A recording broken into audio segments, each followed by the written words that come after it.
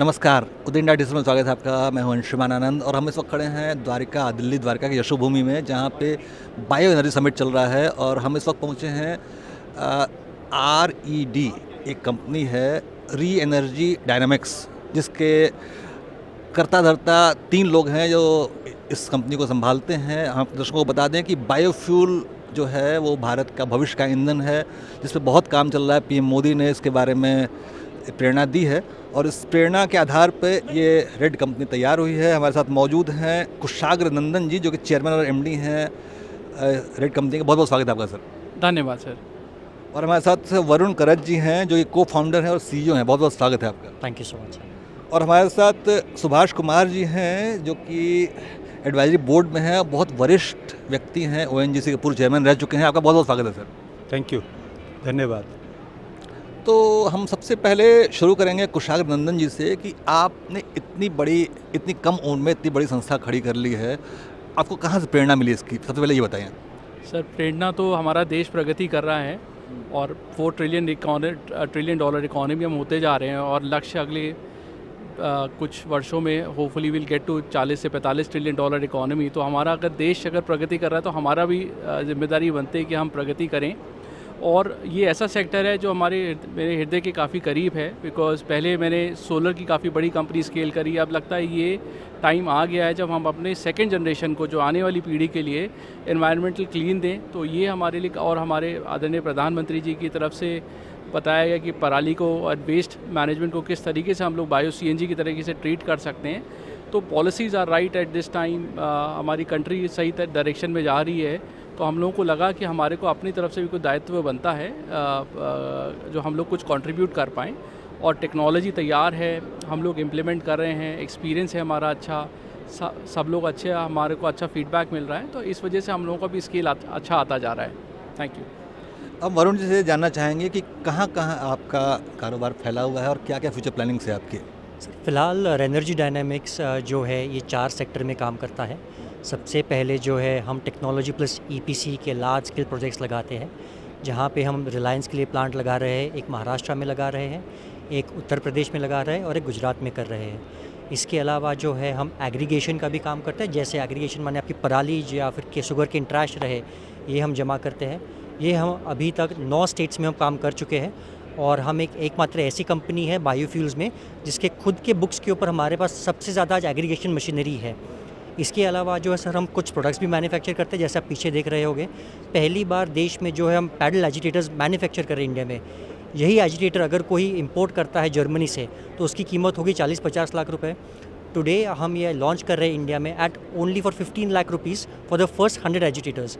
तो make in India को promote करने के लिए जो है under the vision of honourable prime minister Narendra Modi ji, हम जितने भी चीज़ें इम्पोर्ट कर रहे थे आज तक, वो हम सब इंडिया में बनाने की कोशिश कर रहे हैं। मैन्युफैक्चरिंग में हम और गैस होल्डर्स भी बना रहे हैं, जो छत्रपति संभाजी नगर महाराष्ट्र में, जो मेरा होम टाउन है, वहाँ पे हम भी मैन्युफैक्चर कर रहे हैं सर। तो वरुण और कुशाग्र, 2 युवा जो कि भारत को एक नई दिशा दे रहे हैं, लेकिन इनके पीछे एक बहुत ही अनुभवी दिमाग मौजूद है, एक अनुभवी ब्रेन मौजूद है, सुभाष कुमार जी का। हम उनसे जानना चाहेंगे कि उनकी एडवाइस के आधार पर ये सारा कुछ खड़ा हुआ है। तो हम उनसे जानना चाहेंगे कि उन्होंने ऐसा क्या देखा कि ONGC के बाद उन्होंने रेड को आना स्वीकार किया? सर धन्यवाद। जैसा कि आपने कहा और कुशागर जी ने शुरुआत में कहा कि हम आज से लगभग 6 से 10 गुना इकोनॉमी बनना चाहते हैं, और यदि वो करना है तो सबसे बेसिक रिक्वायरमेंट है एनर्जी। और आज की डेट में नॉट ओनली एनर्जी जो इम्पोर्टेड हो, यदि डोमेस्टिक रिसोर्सेज को हम कन्वर्ट कर पाएँ तो वो एक बेस्ट कंट्रीब्यूशन होगी और बेस्ट प्रिपेयर्डनेस होगी। एक जस्ट उदाहरण के लिए मैं कहूँ तो आज देश में जितनी भी नेचुरल गैस डोमेस्टिकली प्रोड्यूस्ड या इंपोर्टेड प्रोड्यूस होती है, हमारा CBG का पोटेंशियल उससे लगभग 1.5 गुना है, 62 million metric ton. In fact government ने बहुत ही सपोर्टिव पॉलिसी लाई है सतत के नाम से, जिसमें कि इनिशियली 5000 प्लांट सेटअप करने का टारगेट है और 15 मिलियन मीट्रिक टन की कैपेसिटी है। तो आई थिंक जो री एनर्जी डायनेमिक्स कर रहा है वो बिल्कुल सही चीज़ सही समय पे और सही मात्रा में कर रहा है। मैं सही मात्रा में इसलिए भी कह रहा हूँ, यही समय सही समय है। हाँ, और ये एक्चुअली वैल्यू चेन के हर एस्पेक्ट में ट्रूली इंटीग्रेटेड ग्रीन कंपनी बन रहे हैं। और ये एक तो बिजनेस में तो फ़ायदा देता ही देता है, पर ये बहुत बड़ा इस पर्टिकुलर सेक्टर के लिए कंट्रीब्यूशन होगी। So I am pretty sure that जो ये काम युवा कर रहे हैं ये देश को बहुत आगे ले जाने के लिए, उन्हीं के बिजनेस के लिए नहीं, they are making it creating a framework for others also to follow. So I'm pretty sure that things will take off in scale, and Re-Energy Dynamics will do well, but will be a vehicle also for as an enabler to help others do better. तो दो युवा energy से भरे हुए कंधे और एक बहुत सी शार्प ब्रेन, अनुभवी ब्रेन जो कि रेड को आगे बढ़ा रहा है। वैसे हम कुशाग्र से ये जानना चाहेंगे, कुशाग्र आपने जब इंडिया में काम शुरू किया तो रेड टेपिज्म जो पीएम कह रहे हैं कि हमने बहुत कम कर दिया है, बहुत ख़त्म कर दिया है, आपको कोई मुश्किल तो नहीं आई? सर मैं करीब 10 साल मैंने यूएस में पढ़ाई करी, 10 साल वहाँ काम किया, फिर हम आके मैंने एक सोलर कंपनी स्केल करी और फिर अब इसको हम लोग स्केल करने में लगे हुए हैं रिन्यूएबल एनर्जी में, खासकर बायोफ्यूल्स में नाउ। तो मैं देखता हूँ अगर मैं 15 साल अब इंडिया में हो गए, उससे पहले 10 साल यूएस में था, जब मैं लौट के आया था तो इवन एक गाड़ी का लोन अप्लाई करने के लिए बड़ा मुश्किल होता था। आज के टाइम पे इतना ज़्यादा डिजिटाइजेशन हो चुका है, इतनी सारी जो इश्यूज़ होते थे, लाइसेंस राज सो कॉल्ड होता था, तो हम लोग देख रहे हैं कि बहुत आसान होती जा रही हैं चीज़ें, और आई थिंक दृढ़ता है तो काम वैसे ही आसान हो जाता है। और हम लोग देख रहे हैं कि क्योंकि हमारा सेक्टर ऐसा है कि नया सेक्टर है जहाँ पे लैंड से रिलेटेड काम, एग्रीगेशन से रिलेटेड काम, प्रोजेक्ट से रिलेटेड काम, पर हमें लगता है कि ये जो सेंट्रल गवर्नमेंट का बहुत ज़्यादा सपोर्ट है, हर स्टेट गवर्नमेंट काफ़ी सपोर्टिव है, पॉलिसीज़ आर वेरी पॉजिटिव, तो हमें नहीं लगता है कि सर जहाँ पर अगर दृढ़ता है और अगर हम देखें कि लक्ष्य साथ है तो चीज़ें आसान होती जाती हैं। और वैसे भी गवर्नमेंट का बहुत ही पॉजिटिव सपोर्ट है इस सेक्टर के लिए, ओवरऑल रिन्यूएबल्स के लिए, और खासकर जो एनवायरमेंटल क्लीन कर रहा है ये, तो काफ़ी पॉजिटिव है ये sector. And this is a time है, आगे भी युवाओं को बोलूँगा कि इस सेक्टर को देखें और पॉजिटिव तरीके से कंट्री को के लिए पॉजिटिव सोच के साथ काम करें, और काफ़ी ग्रोथ है जी।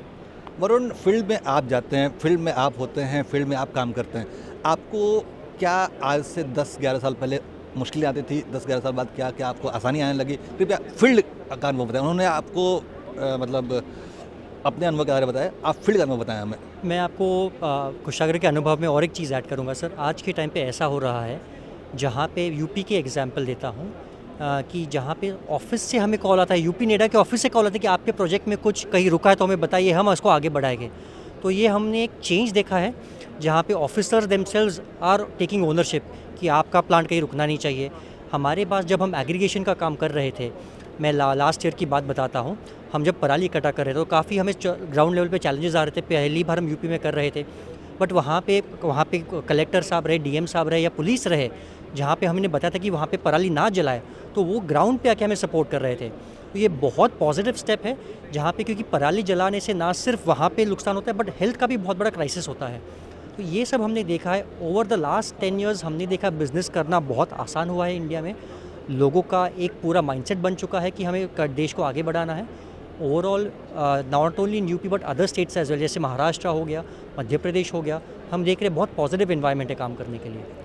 तो जैसा कि वरुण ने कहा कि हमारा देश आगे बढ़ रहा है, हमारा देश बदल रहा है, लेकिन ये जो बदलता हुआ भारत है वो आज से 20 साल पहले कैसा था और अब कैसा है, इस बारे में हमें ज़्यादा बेहतर सुभाष जी बता पाएंगे, क्योंकि उनका एक लंबा अनुभव रहा है, ओएनजीसी के चेयरमैन रहे हैं वो हमें बताएंगे माहौल कैसे कैसे बदला है, वो उनके पास एक ऑथेंटिक जानकारी है जी।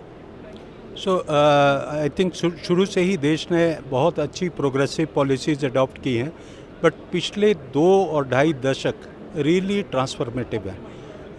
कंट्री ने एक सॉलिड फाउंडेशन के ऊपर काम करके इसको आगे बढ़ाया है और आत्मनिर्भरता को इसका मुख्य बिंदु बनाया है।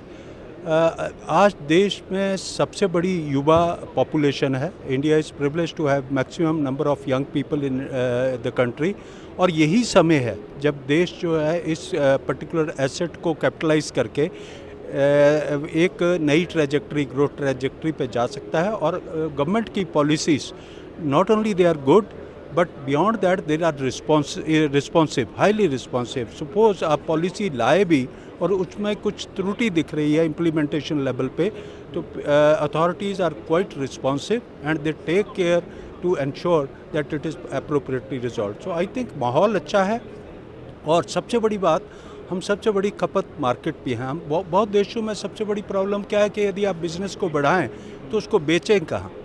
यहाँ जो भी उत्पाद होगा वो खुद ही खरीदा जाएगा। In fact one of the good concepts is that you have to create local disaggregated supply chains, whether it is relating to energy or for any other product. So India की डेंसिटी ऑफ पॉपुलेशन 2.5 से 3% geographical area में 1/6 of population है. So we are ideally suited for a time like this, for a policy setup like this. So I think we are in sweet spot to take it forward, and another 25 years will be of India, definitely from every angle, but especially from energy angle. We can aspire to be energy independent by 2047, and young people like Shagar and Varun and many others who are there, I am very actually impressed by the kind of the event which is taking place. They'll make it happen. I'm pretty sure. I'm thrilled to have been here, and I'm actually happy that it's receiving all kind of right noises are being created, and problems are being discussed openly, and they are being addressed. Subhash ji ने policies की बात की. हम कुशागर से जानना चाहेंगे, वो उदय India कैमरे के सामने है, इसको देश और दुनिया जानती है. कृपया वो ये बताएं कि सरकार ने जो नई पॉलिसीज़ तैयार की हैं उनको और क्या चाहिए, अपनी बात रखें जिससे कि वो बात देश के कर्णधारों तक पहुंच सके, और क्या क्या चाहिए आपको सरकार से, क्या क्या पॉलिसी बदलाव चाहिए, प्लीज़. सर, अगर मैं इस सेक्टर की बायोफ्यूल सेक्टर की पर्टिकुलरली बात करूं तो क्योंकि मेरा काफ़ी एक्सपीरियंस सोलर में भी रहा है, जैसे सोलर में फाइनेंशियल इंस्टीट्यूशंस ने काफ़ी शुरू में सपोर्ट किया और प्रोजेक्ट्स लगते चले गए. यहाँ पर भी क्या है, ये अभी नया सेक्टर है. मेरा एक रिकमेंडेशन ये रहेगा सरकार को, एक मास्टर ट्रेनर प्रोग्राम डेवलप किया जाए फाइनेंशियल इंस्टीट्यूशंस के लिए, सो दैट उनको इस सेक्टर समझ में आए, राइट. एंड अभी आ रहा है ऑलरेडी, लेकिन और ज़्यादा मुझे लगता है कि हमारे को हर not only metro tier 1 city branch से लेकर tier 2 city branch, rural branch तक हमें समझाना पड़ेगा इस सेक्टर में, जो प्रोजेक्ट अप्रेजल नीचे तक जाएँ. क्योंकि उससे क्या होगा कि जो हमारा छोटा किसान भाई है जो 5 टन 2 टन 1 टन की प्रोजेक्ट लगाना चाहते हैं, तो उनका प्रोजेक्ट वहीं फाइनेंस हो पाए, क्योंकि वो लोग वहीं हैं और टेक्नोलॉजी प्रोवाइडर्स वहाँ तक पहुँचेंगे. और जो बड़े प्रोजेक्ट्स भी लगाना चाहते हैं, क्योंकि अभी कुछ ही फाइनेंशियल इंस्टीट्यूशंस ने फाइनेंसिंग शुरू करी है यहाँ पर, तो मेरे को लगता है कि एक तो ये नॉलेज बेस बढ़ाना चाहिए. ऑलरेडी सरकार काफ़ी इस पर काम कर रही है, पर आई थिंक थोड़ा सा इसमें और पुश करना चाहिए. उसके अलावा तो आई थिंक सबसे जो गवर्नमेंट की पॉलिसीज़ हैं काफ़ी पॉजिटिव हैं. हर स्टेट गवर्नमेंट की भी काफ़ी पॉलिसी पॉजिटिव्स हैं, और हमारे को जो लगता है जहाँ पर भी हम जाते हैं हमें लगता है कि ये इन्हांसमेंट और हो सकता है. जहाँ तो आज सरकार काफ़ी सुनने को तैयार है, पॉलिसी में चेंजेस करने को तैयार है. और आज के टाइम में मेरा ये आग्रह है कि एग्रीगेशन एक बहुत बड़ा क्वेश्चन है, क्योंकि किसान जो इतना हम लोग भी खुद का एग्रीगेशन भी करते हैं, मतलब जब पराली जलने से पहले उसको हम जो उसको एग्रीगेट करते हैं पराली को, उसको काट के, तो किसान तो हम जितना बात करते हैं वो कहता है कि आप इसको ले जाओ. तो एक ये है कि वो जो उस पर भी, उस मॉडल पर भी काफ़ी पुश काम करने की ज़रूरत है. ऑलरेडी पॉलिसीज़ पे काफ़ी काम हो रहा है, पर उसके बारे में भी नॉलेज बेस लास्ट माइल तक पहुंचाना भी बहुत ज़्यादा इम्पोर्टेंट है. I talking about transportation of पराली. सर, ट्रांसपोर्टेशन के अलावा उसमें जो कटाई होती है उसकी, और उसका एग्रीगेशन, उसकी जो बेल बनती है, राइट, तो वो काफ़ी काम हो रहा है. पॉलिसीज़ ऑलरेडी पॉजिटिव हैं, लेकिन क्या है, लास्ट मेल तक उसकी नॉलेज किसान से लेकर और लोग एग्रीगेशन का काम करें और युवा इस बिज़नेस को समझें. सो क्या है कि अब हार्डली हम 1-8% भी अभी तक एग्रीगेशन नहीं कर पा रहे हैं. तो जितना हम ज़्यादा एग्रीगेशन करेंगे उसका रॉ मटेरियल होगा, राइट. उसके बायर्स ऑलरेडी तैयार हैं, कुछ पैलेट्स बना के यूज़ करना चाहते हैं, कुछ हमारे जैसे CBG प्लांट्स में लोग उसको यूज़ करना चाहते हैं. तो there is a lot of demand, पर उसकी नॉलेज बेस फैलाना कि ये भी एक बिज़नेस अपॉर्चुनिटी काफ़ी बड़ी है युवाओं के लिए, एग्रीगेशन कंपनीज़ के लिए. तो एक वो है, और एक फाइनेंशियल इंस्टीट्यूशंस को थोड़ा नॉलेज बेस बढ़ाना, how to do project appraisal in this particular sector, और उसमें क्या रिस्क हैं. और हमारी भी एक जिम्मेदारी एज अ प्रोजेक्ट जो कॉन्सेप्चुलाइज करते हैं कि अच्छे प्रोजेक्ट डिलीवर करें. ये ऐसे यही सवाल मेरा वरुण से भी होगा कि वो ग्राउंड पे अब के अनुभव के आधार पर बताएं कि पॉलिसीज़ में, जैसे कि लेबर पॉलिसी, आपको एग्रो पॉलिसी, इसके आधार पे क्या क्या मुश्किल अभी आपको आ रही है और क्या क्या बदलाव आप चाहेंगे. सर, मैं इसमें थोड़ा सा पीछे जाऊंगा. मैं आपको बताऊंगा ये सेक्टर कैसे चालू हुआ. 2014 में जो है सर, माननीय प्राइम मिनिस्टर मोदी जी ने जो है स्वच्छ भारत मिशन चालू किया। तब से ये सोच लोगों के दिमाग में आना शुरू हुई कि हमें इसमें से कुछ उत्पादन हो सकता है। सिटीज़ कैसे साफ़ किए जाए, हमें पराली क्यों ना जलाए। उसके बाद 2016 में और एक नियम आया जिसे कहते हैं MSW rules for cities, urban MSW rules, जहाँ पे उन्होंने बोल दिया कि आपको आपका कूड़ा जो साइंटिफिकली प्रोसेस करना है। उसके बाद 2018 में एक पॉलिसी है सतत नाम से, जहाँ पे आपका जितना भी पराली या जो भी हम बायोगैस बना रहे हैं उसको सरकार ने मैंडेट कर दिया कि ऑयल मार्केटिंग कंपनीज जो है जैसे कि ONGC, IOCL, BPCL, इनको ये गैस खरीदनी है। उसके बाद हमने देखा कि ये 3 जब पॉलिसीज़ आए तब जाके मार्केट बनना शुरू हुआ, क्योंकि आपके पास टेक्नोलॉजी थी, आपके पास एक मार्केट बन चुका था और आपके पास फीड स्टॉक के लिए ऑलरेडी किसान के पास तो ये रॉ मटेरियल था ही। ये करने के टाइम पे छोटी छोटी चीज़ें क्या होता है, जब ये पॉलिसी एक विजन कोई होती है तो ये पॉलिसी में हमेशा अमेंडमेंट लेके आना ज़रूरी होता है, क्योंकि पहली policy was not the perfect policy. तो हमने एक ऑब्जर्व किया है, जैसे कि डायरेक्टली जो मैं आपको बताता हूँ, फर्स्ट हैंड हमारा एक्सपीरियंस ऐसा है कि जहाँ पे भी पॉलिसी इंटरवेंशन लेके आना होता है the prime minister's office is directly involve in understanding our pain. तो हमारा एसोसिएशन जहाँ पे यहाँ पे हम हमारी तकलीफ़ लेके जाते हैं, चाहे वो MNRE में रहे, MOPNG में रहे, या फिर डायरेक्टली प्राइम मिनिस्टर्स ऑफिस तक भी हम जा सकते हैं और हम हमारे तकलीफ़ बताते हैं कि सर पॉलिसी में ये आपको थोड़ा ट्वीक करना होगा, प्राइस गैस की थोड़ी सी कम है तो उसको मार्केट से लिंक कर दिया जाए। और ये सब बहुत जल्द से जल्द ये सरकार सुनती है बातें और इसको इम्प्लीमेंट भी करती है। और it is not just for us, हमारे जैसे बहुत सारे छोटे छोटे कंपनीज जो है अभी काफ़ी बड़े हुए, बट ये सब कंपनीज यही पॉलिसीज़ की वजह से बड़े हो पा रहे हैं। हम देखते हैं कि एक पॉलिसी जब कोई भी सरकार लेके आता है उसे ट्यून करने के लिए आपको 2 या 3 साल लगते हैं, और जो ये सरकार कर रही है पॉजिटिवली। वरुण ने बहुत अहम बात कही कि वो सिर्फ रेड के बारे में नहीं सोच रहे हैं, बल्कि पॉलिसीज़ ऐसी होनी चाहिए कि वो हर इंडस्ट्री को वो सपोर्ट करे। और हम इस बारे में अनुभवों के भंडार हमारे सुभाष जी जो हैं, बहुत लंबा अनुभव है उनका, हम उनसे पूछेंगे कि वो पिछली पॉलिसीज़ और अभी की पॉलिसीज़ में वो क्या क्या सलाह देंगे सरकार को। सरकार पहले ही बहुत अच्छा काम कर रही है, और सरकार सबसे बड़ी बात है उनके ईयर्स टू द ग्राउंड हैं। जो प्रॉब्लम आ रही हैं, they have a feedback mechanism जहाँ पे वो हर चीज़ को रिस्पॉन्ड कर रहे हैं। और मैं ये भी समझता हूँ, मेरे को लगता है कि एक जो चीज़ होनी चाहिए, और I am sure it is in it attention of government. देखिए, CBG की science has existed for ages और लोगों को सदा से पता है। Similarly, engineering of CBG has existed for years and people have been producing it. I think what is very unique about CBG is कि इसमें ऑपरेटिंग प्रैक्टिसेस का बहुत बड़ा रोल है। वही चीज़ एक देश के एक हिस्से में हो रही है, वो एक फार्मूलेशन, एक कंकॉक्शन के साथ हो रही है, और जब उसको 100 किलोमीटर दूर करेंगे तो हो सकता है because of the feed stock itself और द क्वालिटी ऑफ वाटर और एनवायरनमेंट और some other reason it may not produce exactly the same result. तो मेरा रिकमेंडेशन रहेगा कि एक सेंटर ऑफ एक्सीलेंस जो है वो गवर्नमेंट और इंडस्ट्री मिलकर क्रिएट करें, और वो सेंटर ऑफ एक्सीलेंस जो है वो नॉलेज का रिपोजिटरी हो, और इन प्रैक्टिसेस को जैसे री एनर्जी डायनेमिक्स काफ़ी इस सारी चीज़ को इकट्ठा लेके चला हुआ है। बट किसी न किसी स्तर पे जब 62 मिलियन टन का पोटेंशियल यदि अचीव करना है, और इसका कोई कारण नहीं है कि हम नहीं करेंगे या नहीं करना चाहिए, तो उसके लिए एक सेंटर ऑफ एक्सीलेंस जिसमें नॉलेज पूरा डेमोक्रेटाइज हो जाए, हर आदमी को वो एक्सेस रहे, और छोटे से छोटे स्तर पे जैसे कुशागर जी ने भी कहा, 1 टन का भी कोई अपना प्लांट लगाना चाह रहा है तो वो लगा सके। एक्सपीरियंस का पूल क्रिएट किया जाता है जिसमें हर कोई अपने मतलब चीज़ छांट सके। बिल्कुल बिल्कुल बिल्कुल। आई थिंक वो एक जो होती है glossary and dictionary of practices, but fit to the purpose. जो 20 टन के प्लांट के लिए चीज़ चाहिए वो 2 टन के लिए नहीं चाहिए, और वो 50 के लिए नहीं फिट होगी। So it's that's where the whole actually game lies now. तो मैं उम्मीद करता हूँ कि रियल डायनेमिक्स में 2 युवाओं का, कुशागर और वरुण का जोश और सुभाष जी का अनुभव और होश, वो इस कंपनी को बहुत आगे ले जाएगा और पूरी दुनिया में कंपनी पहुँचाई जाएगी। मैं इस नोट के साथ इस बात को ख़त्म करता हूँ। बहुत बहुत धन्यवाद।